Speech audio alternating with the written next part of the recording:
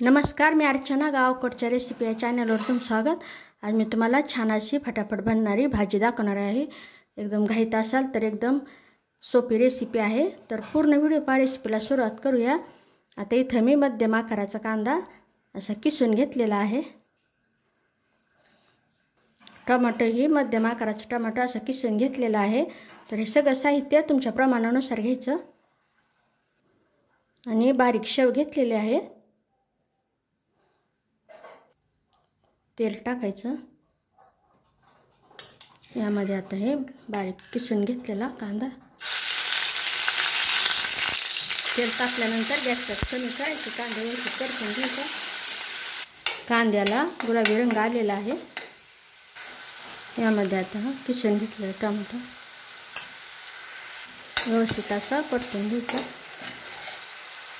गरजेनुसार गॅसची कमी जास्त करायची।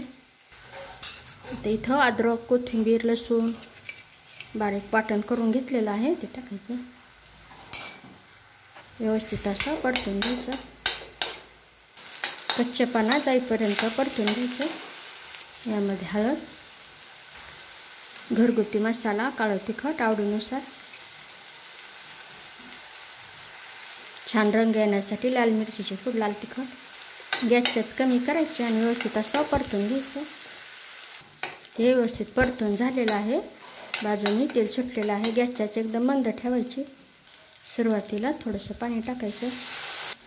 हे थोडं पाणी टाकून छान अशी ग्रेव्ही बनवून घ्यायची। ते थोडं पाणी टाकून छान असं ग्रेव्ही तयार करून घेतलेली आहे। त्याला आणखी पाणी टाकायचं, पण थोडं 2 मिनिटासाठी मंद आचेवर झाकून ठेवून देऊ। 2 मिनिटं झालेली आहेत। यामध्ये गरजेनुसार गरम पाणी टाकायचं। तुम्हाला जशी ग्रेव्ही लागते, दाटसर पातळसर, तसं पाणी टाकायचं।